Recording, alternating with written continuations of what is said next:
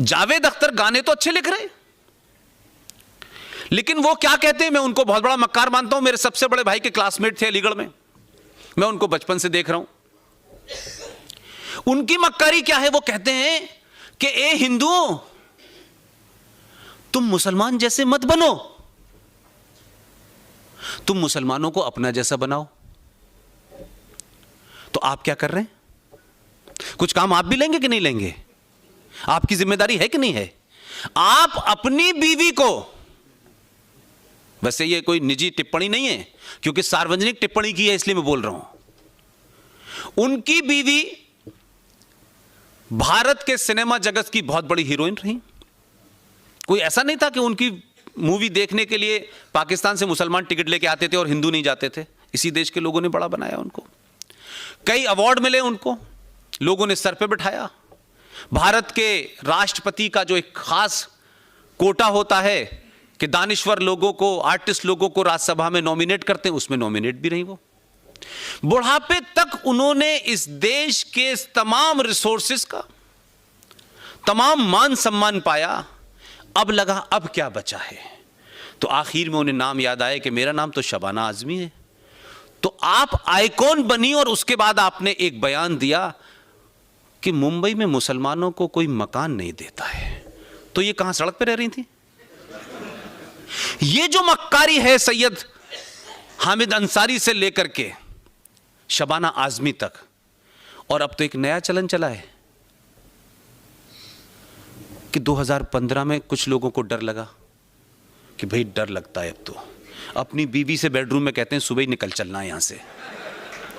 हमने कहा शायद चले जाएंगे, हमें बता दो कहां जाना है, टिकट भी हम दे देंगे, लेकिन गए नहीं। डर लगाकर का मतलब नहीं था, आप इस देश के युवाओं के आइकॉन बने और उस आइकॉन करने के बाद आपने इस भारत की सभ्यता और भारत के संविधान और भारत के 90 करोड़ हिंदुओं के ऊपर दाग लगाने में 2 मिनट नहीं लगाए कि हमें डर लगता है क्योंकि हिंदू जो है आक्रामक हो गया है, हिंदू इंटॉलरेंट हो गया है। शर्म आनी चाहिए उन लोगों को जो अपने किसी पॉलिटिकल एजेंडे के तहत, अपने किसी आका को खुश करने के तहत उनको डर की बात कही और इस देश में आपने एक 90% मेजॉरिटी के ऊपर सवाल खड़ा किया। वो अभी डर खत्म नहीं हुआ था। 2018 में नसरुद्दीन शाह पैदा हो गए, अब उनको डर लग रहा है। तो मेरा नसरुद्दीन शाह अलीगढ़ यूनिवर्सिटी के पढ़े हुए हैं, उस परिवार को मैं जानता हूं, लेकिन मुझे जिन लोगों से डर लग रहा था उसको तो आपने बीवी बना रखा है अपने घर में, तो बीवी से डर लग रहा है क्या? लेकिन मैं अब इस नतीजे पे पहुंचा हूं कि इस समाज को कहना चाहिए कि नसरुद्दीन शाह और आमिर खान, जिसको इस मुल्क में डर लग रहा है, तुम्हें अब डर लगना चाहिए। हम 700 साल और 800 साल जिसका जिक्र किया जा रहा है, हम उस सब के बावजूद भी कैसे कैसे हालात में रहे। हमारे दादा परदादा, उनके दादा परदादा कई सालों, 5000 साल की सभ्यता को अगर आप देखें, हमने कभी ये नहीं कहा कि हमें डर लग रहा है। हम रहे, क्या क्या हुआ हमारे साथ, क्या क्या हुआ हमारी सभ्यता के साथ, हमें डर नहीं लगा।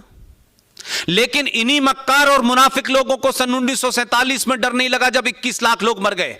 इसी नसरुद्दीन शाह और आमिर खान को जब डर नहीं लगा जब मुंबई के अंदर 3,500 हिंदुओं को बम धमाकों में मार दिया गया, डर नहीं लगा। 3,500 सिखों को दिल्ली में मार दिया गया, डर नहीं लगा। 3.5 लाख कश्मीरी हिंदू पंडितों को मार के एक मुसलमान सरकार ने निकाल दिया, दंगाइयों ने मारा, डर नहीं लगा। यह मक्कारी है।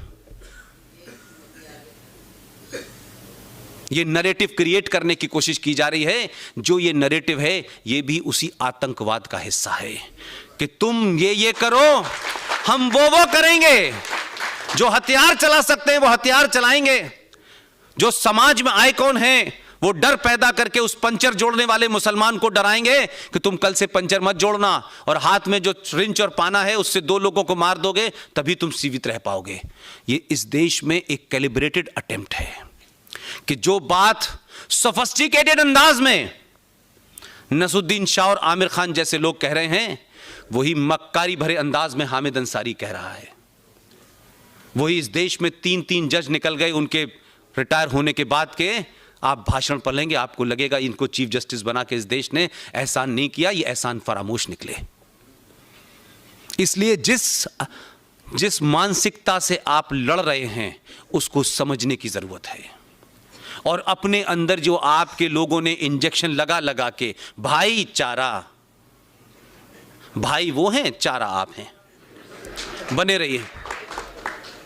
ये जो स्लोगन है इसको नजरअंदाज करने की वजह से हमारे बुजुर्गों में, अगर उन्होंने कुछ गलतियां न की होती तो आज हम इस समस्या पे बात नहीं कर रहे होते, हम इस देश को कहां ले जाना इस पे बात कर रहे होते। हमारी समस्या यह है, इस जनरेशन की समस्या यह है कि हम इतिहास में इतना सब कुछ गलत करा हुआ है, इतनी चीजों को आपने दफन कर दिया है, हीरो को आपने विलेन बनाया है और विलेन इस देश के प्रधानमंत्री बने घूम रहे हैं।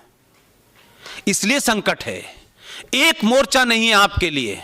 आपके टीचरों ने, आपके उस्तादों ने आपको सही हिस्ट्री नहीं पढ़ाई, आपके राइटर्स ने सही हिस्ट्री नहीं लिखी, लिहाजा आपकी जो नस्लें मौजूद हैं आज, उनको यह समझ ही नहीं आ रहा कि यह देश 1947 में था या 5000 साल पहले से था।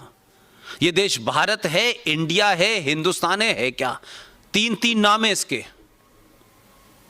हम किसी एक नाम का नाम लेते हैं तो कुछ लोगों को लगता है ये कम्युनलिज्म है, उनको लगता है हिंदुस्तान कहने में ही सेकुलरिज्म है।